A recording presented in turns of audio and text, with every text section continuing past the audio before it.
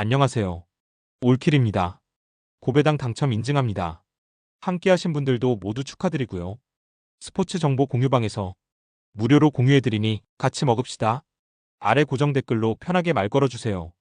홈팀 유벤투스 포메이션은 3-4-3이며 콜로 무아니는 중앙에서 움직임이 유연한 스트라이커로 마무리와 연계 모두의 강점을 보인다. 콘세이상은 빠른 드리블과 커신 움직임으로 측면 돌파에 능하며 케프렌티랑은 중원에서 활동량과 압박 기여도가 뛰어난 자원이며 유벤투스는 전방 3톱을 중심으로 하프 스페이스를 빠르게 공략하는 전개를 반복하고 있으며 특히 콘세이상의 측면 침투와 페널티 박스 진입 움직임은 상대 수비를 쉽게 흔들어 놓는 주요 루트가 된다. 수비 시에도 3백의 간격 유지가 안정적이고 중원의 압박 타이밍이 빨라 세컨드볼 확보에서도 우위를 보인다. 원정팀 웨다드 포메이션은 4-3-3이며 드라이버는 측면 돌파에 능하고 모우피는 전방에서 포스트 플레이를 시도하는 자원이며 라이히는 중원에서 수비적 조율을 담당하지만 패스 연결과 탈압박에서의 정확도는 다소 떨어진다. 웨다드는 양쪽 풀백이 과감하게 공격에 가담하는 성향을 보이지만 볼을 잃은 이후 수비 전환 속도가 지나치게 느리고 그로 인해 측면 뒷공간이 쉽게 노출되고 있으며 빠른 침투형 윙포워드에게 연속된 찬스를 허용하는 장면이 반복된다. 중원에서도 1차 저지선 형성이 늦고 수비 라인과의 간격 조정이 일관되지 않아 뒷공간 커버에 구조적인 약점이 존재한다. 전체적으로 수비 대응 타이밍이 늦고 전술적 압박보다 개인 수비 의존도가 높은 불안정한 조직력을 드러내고 있다. 유벤투스는 콘세이상과 케프렌티랑 중심의 공격 루트가 명확하게 전개되며 3백 기반의 수비 안정성도 겸비한 팀이며 웨다드는 측면 수비 리커버리와 전환 속도에서 명백한 약점을 드러내고 있으며 전술적 응집력 부족 또한 실점 위기로 이어지고 있고 이 매치는 콘세이상의 돌파와 하프 스페이스 공략이 반복되며 유벤투스가 흐름을 쥐고 가는 시나리오가 유력하며 결국 조직력, 압박 타이밍, 전개 속도 모두에서 앞서는 유벤투스 쪽으로 무게가 쏠리는 매치다. 홈팀 레알 마드리드 포메이션은 4-4-2이며 음바페는 전방에서 폭발적인 스프린트와 결정력으로 중심을 잡고 있고 디아즈는 좌측에서의 드리블 돌파와 침투 타이밍이 뛰어나며 발베르데는 중원에서의 활동량과 패스 전개에 강점을 지닌 자원이며 레알은 전반부터 높은 점유율과 빠른 템포로 경기를 주도하며 중원에서의 압박과 속공 전환이 날카로운 흐름을 만들고 있고 특히 4-4-2 전술 아래 음바페의 하프 스페이스 침투와 니어포스트 타기 플레이는 결정적인 득점 루트로 작용하고 있다. 원정팀 파추카 포메이션은 4-2-3-1이며 호세 론던은 전방 제공권과 포스트 플레이에서 일정한 역할을 수행하고 있고 이드리시는 측면 드리블 돌파는 위력적이지만 마무리 정확도는 다소 떨어지고 몬티엘은 중원 수비형 미드필더로 템포 조절에 기여한다. 하지만 경기 중 수비와 미드필더 간 간격이 자주 벌어지며 하프라인 뒤 공간을 상대에게 내주는 구조적 결함이 존재한다. 특히 수비 블록이 낮고 미드필더 라인이 늦게 따라붙기 때문에 상대 강팀에게 실점을 허용하는 패턴이 반복되고 있다. 레알은 음바페와 디아즈를 활용한 좌우 템포 조절과 침투 타이밍이 매우 정교하다. 파추카는 중원 압박 약화와 간격 붕괴로 인해 수비에서 불안한 장면이 반복되고 있고 경기 흐름상 레알이 빠르게 주도권을 가져가며 우세한 결과를 만들어낼 것으로 예상된다. 홈팀 잘츠부르크 포메이션은 4-4-2이며 바이두는 측면 공간을 넓게 활용하며 직접 돌파와 컷신 능력을 갖춘 자원이며 네네는 하프 스페이스에서 연계에 적극 가담하며 가와무라는 수비라인 앞에서 패스 흐름을 조율하는 역할을 맡고 있고 잘츠부르크는 오스트리아 리그 상위권 전력을 갖춘 유럽팀으로 유소년 육성과 하이프레싱 전술의 정립이 강점인 팀이며 하지만 이번 맞대결에서는 중동 강호 알 힐라를 상대로 전방 압박이 쉽게 통할 수 있는 구조는 아니다. 중앙에서의 피지컬 밀도와 압박 탈출 기술에서 약세를 드러낼 경우 본래 강점이 무력화될 가능성도 상존한다. 원정팀 알힐랄 포메이션은 4-2-3-1이며 미트로비치는 제공권과 위치 선정이 모두 탁월한 피니셔 유형이며 칸노는 중원에서 강력한 수비 압박과 활동량을 기반으로 템포를 조절하며 밀링코비치 사비치는 유럽 무대 경험을 바탕으로 창의적인 전진 패스를 전개한다.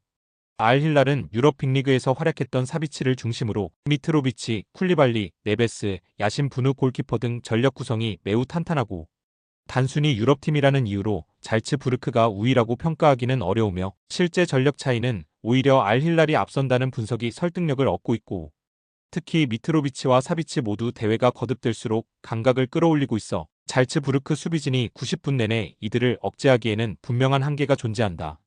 알힐랄은 선수 개개인의 클래스와 유럽 무대 경험을 바탕으로 유럽팀 상대로도 전혀 밀리지 않는 전개 흐름을 만들고 있고, 잘츠부르크는 전방 압박과 빠른 템포의 전환 능력은 있지만 상대의 높은 개인 기량 앞에서 이 장점이 통하지 않을 가능성이 높고, 이번 경기는 알힐랄이 중심을 잡고 풀어나가는 흐름으로 이어질 수 있다. 홈팀 사우디아라비아 포메이션은 4-3-3이며 알셰흐리는 전방에서 활동량과 연계가 준수한 자원이지만 결정력에서는 아쉬움을 보이고 있고, 알사하피는 좌측 윙에서 돌파 능력은 있으나 수비 전환 시 집중력이 흔들리는 경향이 있으며, 알 아부드는 중원에서 템포 조절 역할을 수행하나 유럽파에 밀려 실전 감각이 저하된 상태고, 사우디는 유럽 출신 용병들이 대거 유입된 자국 리그의 변화 속에서 국가대표 선수들이 경기 출전 시간을 확보하지 못하고 있는 상황이며, 공격 전개는 측면을 중심으로 펼쳐지지만 크로스 완성도와 마무리에서 지속적인 아쉬움을 남기고 있고, 전반적으로 전방 압박 강도도 낮고 측면 수비 커버 속도 또한 느려지고 있는 흐름이다. 원정팀 트리니다드 토바고 포메이션은 5-4-1이며 이사야리는 역습 시 빠른 침투가 가능한 자원이지만 고립되는 경우가 많고, 스파이서는 수비적인 헌신도가 높은 중원 자원이며 몰리노는 탈압박과 공간 커버 능력에서 비교적 안정감을 주는 선수고, 트리니다드 토바고는 철저한 수비 중심 운영을 바탕으로 파이브백 라인을 촘촘하게 유지하며 최종 수비 라인 바로 앞에 4명의 미드필더를 세워 두 줄 수비 형태를 구축하고 있고, 측면 수비 조직이 잘 짜여 있고 박스 근처에서는 집중 수비로 상대의 침투를 원천 차단하는 흐름을 보여준다. 공격에서는 롱볼과 순간 역습 외에는 위협적인 루트가 부족하지만 실점 억제에 초점을 맞춘 운영으로 경기를 끌고 가고 있다. 이번 매치는 사우디의 공격 흐름 푸제와 트리니다드 토바고의 밀집 수비 전술이 맞물리며 전반적으로 루즈한 경기 흐름이 반복될 가능성이 높고, 공격이 풀리지 않는 사우디와 실점 억제에만 집중하는 트리니다드 토바고의 전략이 충돌하며 이 경기는 승부 없이 끝나는 흐름을 충분히 예상할 수 있는 경기다. 홈팀 미국 포메이션은 4-2-3-1이며 아게망은 전방에서 압박과 제공권 모두 활용 가능한 스트라이커고, 맥글리는 중원에서 안정적인 볼 배급과 경기 템포 조절을 담당하고 있으며 틸만은 이선에서 유연한 공간 침투와 중거리 슈팅으로 결정적인 위협을 만들어내는 자원이며, 미국은 전체적인 라인 밸런스가 잘 잡혀 있으며 볼 점유율을 바탕으로 안정적으로 경기를 주도해 나가는 팀이며, 특히 중원에서의 간결한 패스 흐름과 측면 크로스 패턴은 공격 전개의 핵심 축이다.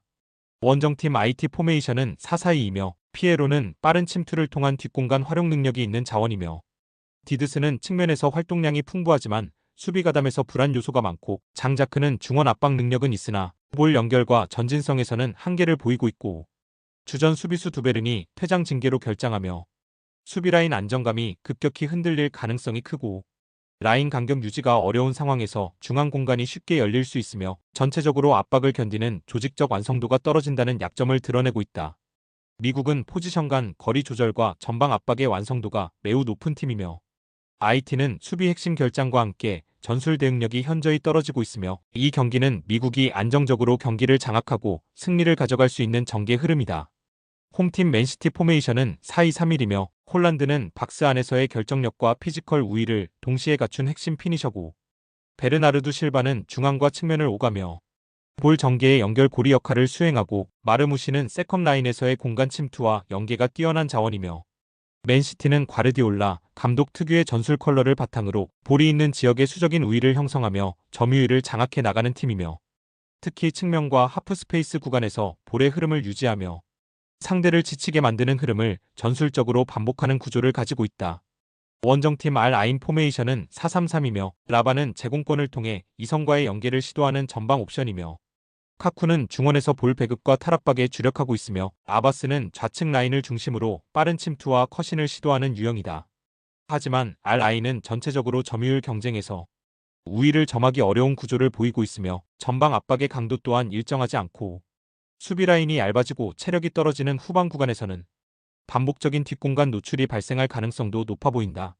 맨시티는 점유율 장악을 통한 체력 소진 유도와 볼 소유 흐름의 안정성 모두에서 탁월한 모습을 보이고 있고, RI는 맨시티의 템포 조절과 패스 회전에 대응하기엔 체력적, 구조적 부담이 큰 편이며 경기 흐름상 맨시티가 상대를 지치게 만들며 결과를 만들어낼 가능성이 크다.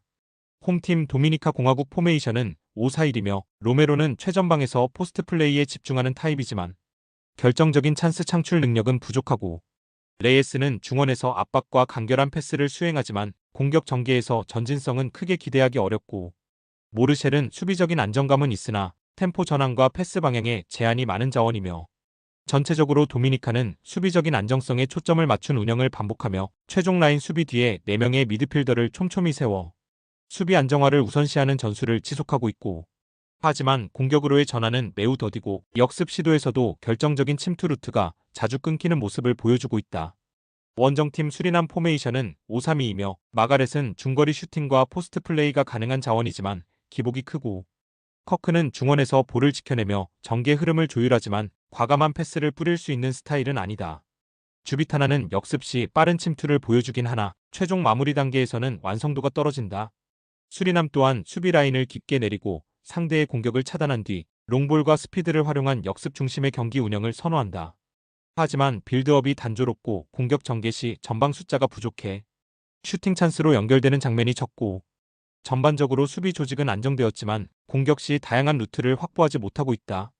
이 경기는 양팀 모두 수비 안정성에 초점을 맞춘 전술 구조로 인해 득점보다 실점 방지에 치중하며 루즈한 흐름이 반복될 가능성이 높고, 공격 템포와 침투 패턴 모두에서 날카로움이 부족한 상황에서 전후반 90분이 별다른 전개 없이 지나갈 수 있는 무승부 구도다.